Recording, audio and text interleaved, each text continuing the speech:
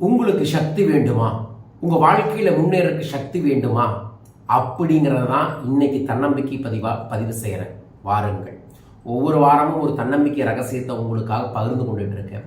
இன்னைக்கு நான் பெருசாக சாதிக்கணும், பெருசாக ஜெயிக்கணும், நம்பர் 1 வாழ்க்கையில் வரணும், எனக்கு அதற்கு சக்தி வேணும் அப்படின்னு நினைக்கிறான். அவன் யோசிக்கிறான், நம்ம இவ்வளவு பெரிய கனவு வச்சிருக்கிறோமே, இதை அடையிறதுக்கு நமக்கு சக்தி பத்தாதே, யாருக்கிட்டையாவது ஒரு சக்தியை வாங்கி ஒரு பவரை வாங்கினா நம்ம வாழ்க்கையில் சாதிக்கலாம் அப்படின்னு முடிவு செய்கிறான்.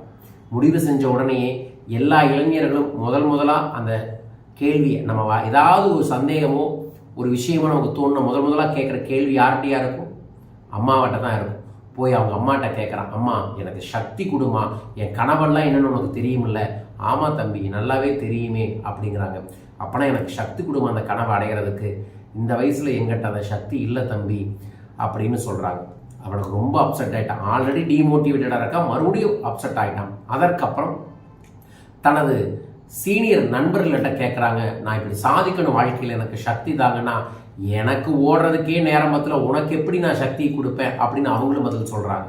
சரி, எப்போவுமே நம்ம வீட்டு பக்கத்தில் ஒரு வாத்தியார் இருப்பார்ல, அவர் தான் எல்லாத்துக்கும் கைட் பண்ணுறாரு, பெரிய ஃபினான்ஷியலியும் சக்ஸஸ் ஆனவர்ல, அவர்கிட்ட போய் கேட்குறாரு, எனக்கு இந்த மாதிரிலாம் சாதிக்கணும், இந்த மாதிரியெல்லாம் வாழ்க்கையில் நான் பெரிய ஆளாக வரணும், அதுக்கு ஒரு சக்தி கொடுங்க அப்படிங்கிறாரு.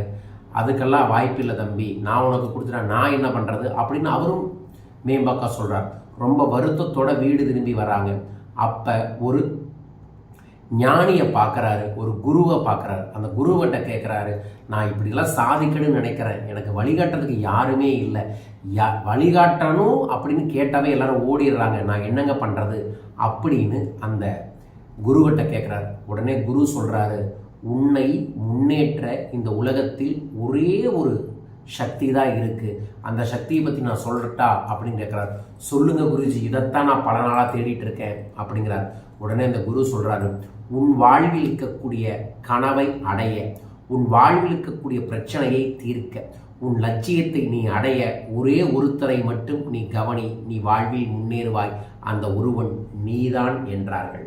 ஆம் அன்பு நண்பர்களே, உலகத்தில் பல பேர் உங்களுக்கு வழிமுறை கொடுக்கலாம், நானும் கூட உங்களுக்கு மோட்டிவேஷன் கொடுக்கலாம், பயிற்சிக்கான வழிமுறையை கொடுக்கலாம். ஆனால் பயிற்சி நீங்கள் செய்தால்தான் வெல்ல முடியும். உங்கள் பிரச்சனை தீரணும்னு ஊராக நாடாக சுற்றுறதை விட ஒரு குருவை பிடிச்சி அவர்கிட்ட சில விஷயங்களை கற்றுக்கிட்டு அந்த விஷயத்தை உங்கள் வாழ்க்கையில் செயல்படுத்தினீங்கன்னா எப்பேற்பட்ட பிரச்சனையாக இருந்தாலும் சரி, அதை உங்கள் வாழ்வில் நீங்கள் தீர்க்க முடியும்.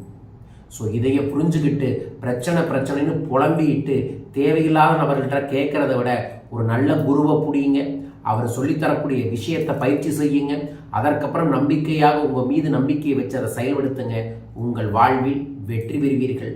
புரிந்து செயல்பட்டால் நாளும் உங்களுக்கு வெற்றி. புரிஞ்சுதுங்களா? சக்தி என்பது வெளியே தேடாதே, நீயே சக்தி. புரிந்து வைத்துக்கொள், உன் புத்தியில் வெல்வாய், வெற்றி நிச்சயம்.